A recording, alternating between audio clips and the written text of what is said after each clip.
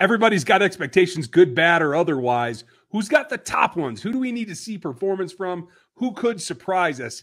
The rookie class has a lot to live up to. Let's get into it today on Locked On NFL Draft. You are Locked On NFL Draft, your daily podcast covering the NFL Draft. Part of the Locked On Podcast Network, your team every day.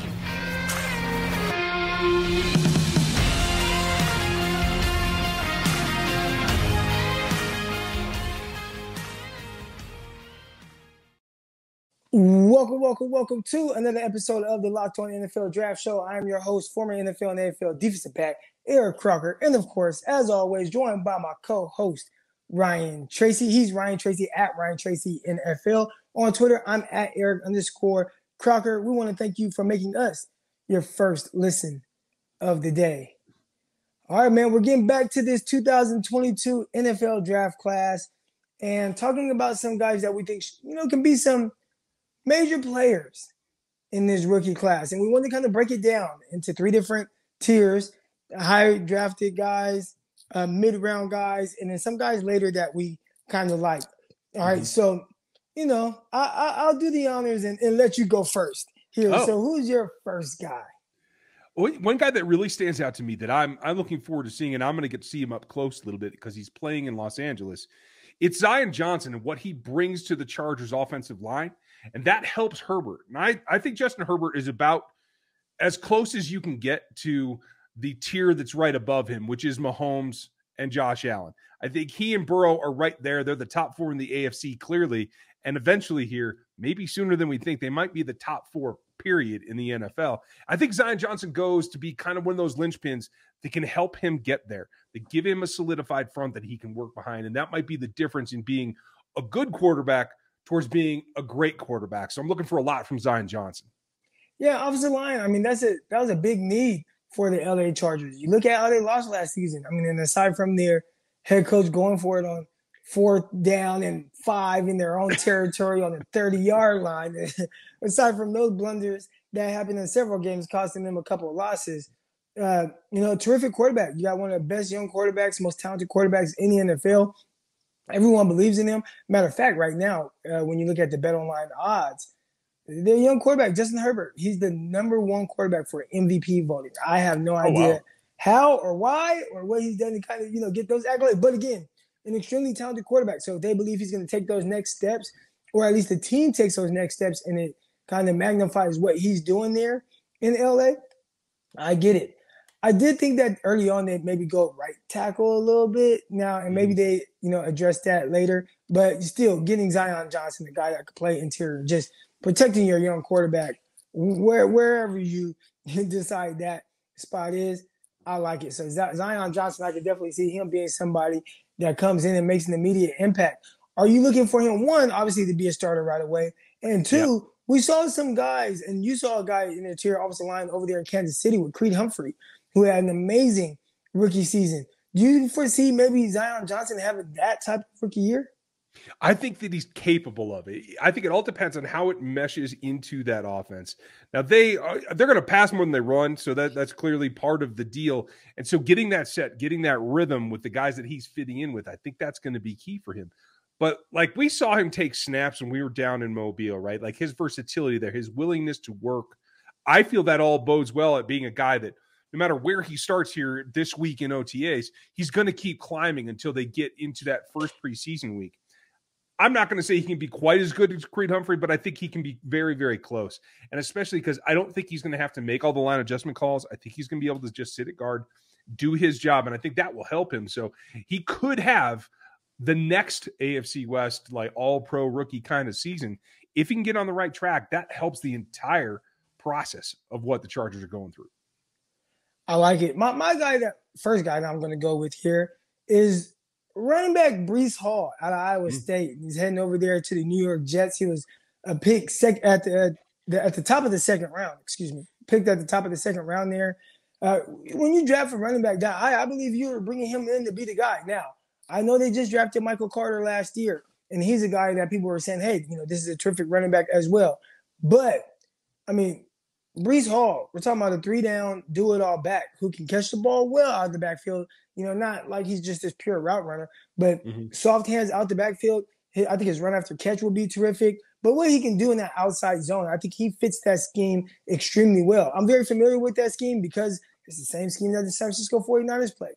And Kyle Shanahan, he's an outside zone guru. So if they can get that outside zone going, and this is a guy that's going to really benefit from that. And that's what they want to really predicate their entire offense off of.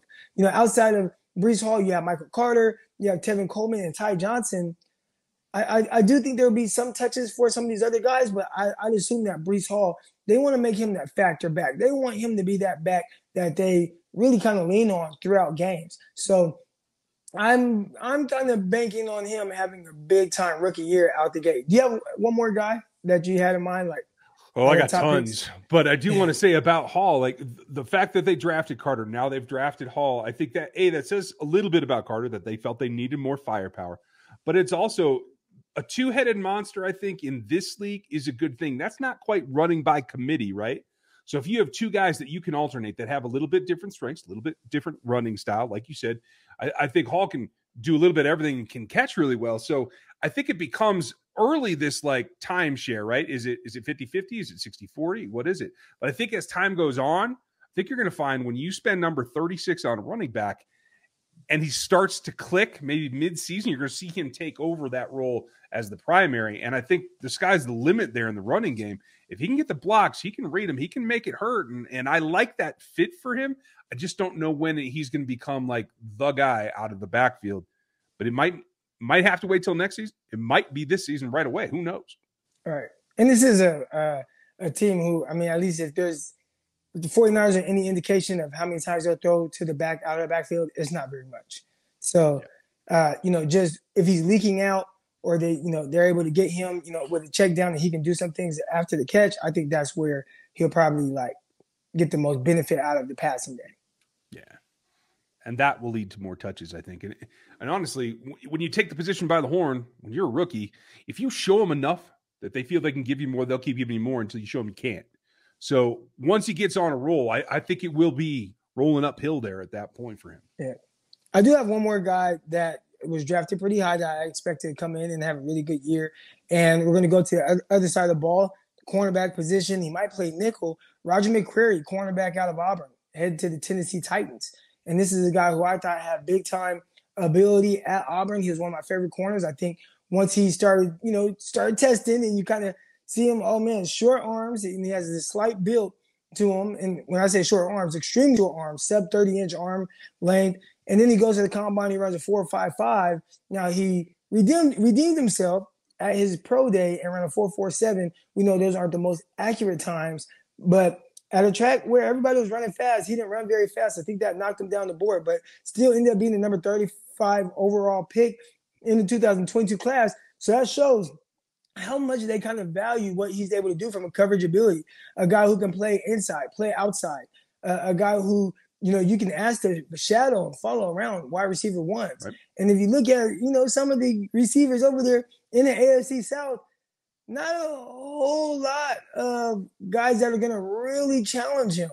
So I think from that standpoint, there's some good ones. You just saw Christian Kirk go over to the Jacksonville Jaguars. I think there are guys that can play some ball, but I don't think it's a gauntlet of guys. I think he's somebody that definitely can come in right away and play well out there at cornerback for the Tennessee Titans. We are going to talk about some more guys coming up next, but first we definitely want to talk to you a little bit about Athletic Greens and how Athletic Greens is really good for you from a health standpoint, your energy, your gut health. That's definitely something that I've taken notice to.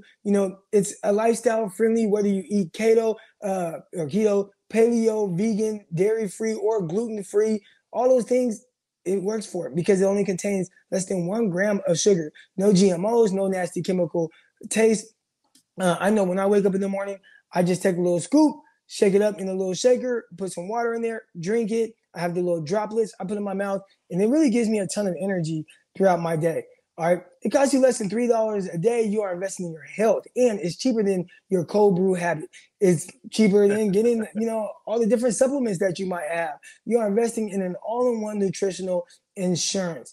All right. Athletic Greens was focused, on created when the founder experienced a ton of gut health issues and ended up in a complicated supplement routine to recover. It cost him $100 a day. This is definitely much cheaper than that.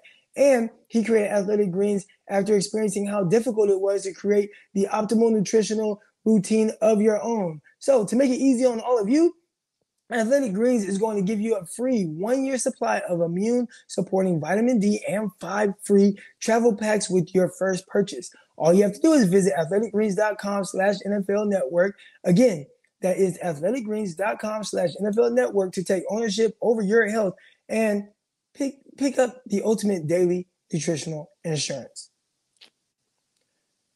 All right, guys, we want to thank you for making Locked On NFL Draft your first listen of the day. And for your second listen of the day, you got Locked On Chiefs, Locked On 49ers. You have all kind of Locked On shows with great hosts in all of your local markets covering all the sports that you watch.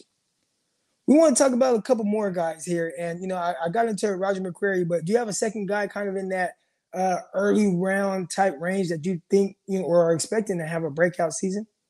I have a whole position group because I think it's really defined by that early, top 45, right? And that is going away from the corner necessarily and relying on the safety play with Hamilton going off early, mid-round, right? And then I'm really excited for Seen. He's the guy, if I had to pick one, that I'm excited to see play, right?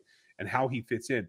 But he's in the first round as well. And then you come back nice and early in at 37, Jalen Petrie goes off the board. So those three guys were my top three as well. And I think they all have kind of a slightly different situation, but they all have a way that they can impact their team right away. And I think you can argue fit for the top two guys. I like Hamilton. I think because they have such a base there on their defense that he kind of just is the cherry on top that I think will be allowed to to play some man on both tight ends and some slots. And I think he'll be in position to make some plays on the ball. But I think the bigger need is foreseen up in Minnesota. They're going to have to get him in there early. They're going to have to let him do his thing. And I think what we'll find is that he'll still be the enforcer type. He'll still come down to hit, but I don't think it'll be quite as hard because I think he's going to be apt to be able to be in position to make more plays on the ball than he did in college. I do feel that scheme's going to open him up a little bit. So I'm really excited to see him. And Petrie, man, he could be the best out of all of them when it's all said and done because he's going to have the opportunity as well. So those three guys I have good expectations for, but it's what they can do to raise the level of their team's output that I'm really excited for. And that will be kind of a race between the three of them, in my opinion. Yeah, I think Jalen Petrie, he'll be an immediate impact type guy. We talked about Petrie and him playing for the Houston Texans. And they have another guy who I kind of wanted to highlight just a little bit. Receiver John Metchi out of Alabama, a guy who's kind of the forgotten man in the sense of this receiver class, but was still, after tearing his ACL, was picked 44th overall in this draft class. We're talking about a guy who has really dynamic ability to play outside, inside. I think he's going to be paired with someone who can definitely help with, add to his toolbox, man. Brandon Cooks, I think Brandon Cooks is the most underrated receiver in the NFL. All he does is go for over 1,000 yards every year, and nobody talks about him. It doesn't matter who's throwing to him. Last year, he had a combination of Davis Mills and Tyrod Taylor, even more so Davis Mills than anything, and still 1,000-yard receiver. Well, I think he's definitely going to be able to help John Metchie. Metchie's going to know how to step in and be a professional. Obviously, coming out of Alabama, what's expected of those guys. I think one thing that really jumped out to me when watching any Alabama's receiver film, especially John Metchie, is how willing they are to block. I mean, these are guys that put their bodies on the line, out there on the edge. They're blocking 10, 15, 20 yards down the field to make sure that their running backs can get all the extra yardage that they can get. So when you look at John Metchie and what he's able to do as a receiver and just really giving that option for Davis Mills, that's going to be like an easy target that can work all over the field, that can work at all levels of the field as well. I'm expecting some big things out of John Metchie. And at the end of the season, if he's top 5 out of all this rookie classes receiving yards, I wouldn't be surprised at all. No, I can't argue with you at all. I like the fit there. I think he's a guy that, like you said, with Cooks being the main target, the guy that is going to get the attention, I think he also has some interesting ability to come in and not get what Jameson Williams is going to get off the top, not get what Chris Olave is going to get in terms of attention. And that allows him, I think, not only to recover from the knee injury, but also to find his spacing within the offense. Because the one thing that I do worry about them in terms of size, in terms of like the routes that I feel that they're best at, there's a little bit of overlap there. So like you have to find a way, if you're the offensive coordinator, to diversify their route trees so that you're getting different things done with each of them. I think that might take a little bit of time, but I really like Metchie as the guy that comes off of the heels of Cooks in order to make those simple yardage plays, move the sticks, get first downs. I think it will come after that as it's kind of a little bit of spoon feeding him some touches. And then he'll get to the point, probably, I want to say 5-6 games into the season, where he's actually exploiting the defense, where he is now maybe the first look on some passing concepts. And I think that coming from the offense that he was in allows him that growth. And I think he's ready for it. I just hope the one thing that I question is the timeline on his faith in his knee recovery. I think that's going to determine like just exactly how explosive he'll let himself be, and then obviously how he'll perform in the offense. What are your expectations for the Houston Texans? Because this is a very young team. You know, they have Davis Mills at quarterback. Again, I continue to say I feel like everybody's just overlooking Davis Mills and kind of what he did as a rookie. I thought he had the second best rookie season out of any other quarterbacks, you know, now.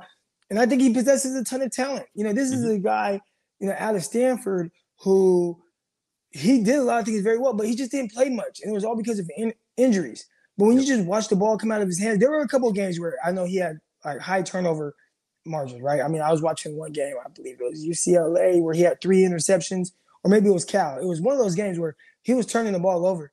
But just watching the way the ball comes out of his hand, the way he's, you know, decisive with his throws, I think he has definitely more than enough athleticism to be able to make plays off script. But you look at him in that David Shaw offense at Stanford, he's a guy that wants to play with timing and rhythm. And I think with Houston, he's going to continue to grow. People are sleeping on him. So if he does kind of take that next step that people are expecting the other rookie quarterbacks to take, what do you think we see from this Houston Texans team? Because I feel like with this draft, and again, we're talking about leaning on very young players, but I feel like they improved a ton. I agree with you.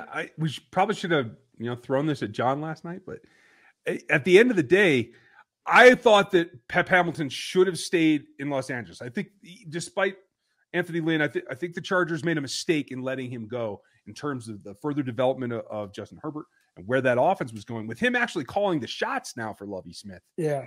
I think that's not only a boon for Davis Mills, of course, but I'm really interested to see how the offense evolves, especially with a new target like Metchie, somebody else that can add another dimension that I think Pep has been creative in the past, certainly with Shaw. Didn't get that from the Chargers, right? So I think that there's more to come from him. And so I think there's a feeling out period, to tell you the truth. Because while I think Pep probably has a number of concepts, especially in conceptual ideas to help the quarterback itself, I think that will go a long way. But then what does it do when you run up against a defense that just understands how to stop you, that has a great scheme? How do you then deflect off of it? So I think there's going to be some feeling out of the offense in terms of its rhythm and how it sidesteps when it's not working early in the pass game. What do you do in the run? I haven't seen a whole lot of great run design from anybody in Texas. I hope Pep changes that, because I think they're going to need a little bit more of a change pace there. I really like Pep Hamilton and what he's been able to do as a QB guru, being that quarterback coach, that guy for Davis Mills last season, and now being the offensive coordinator. I think he's going to take that next step. You'll get no argument from me. Fingers crossed.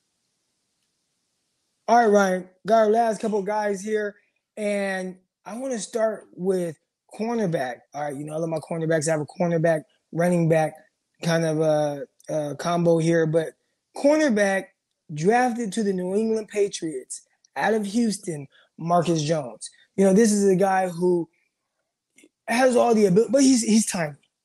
He's tiny. Yeah. All right, he's 5'8". He's not very big. But when you watch him on film, I think he's a guy that has probably some of the purest man coverage skills in this class.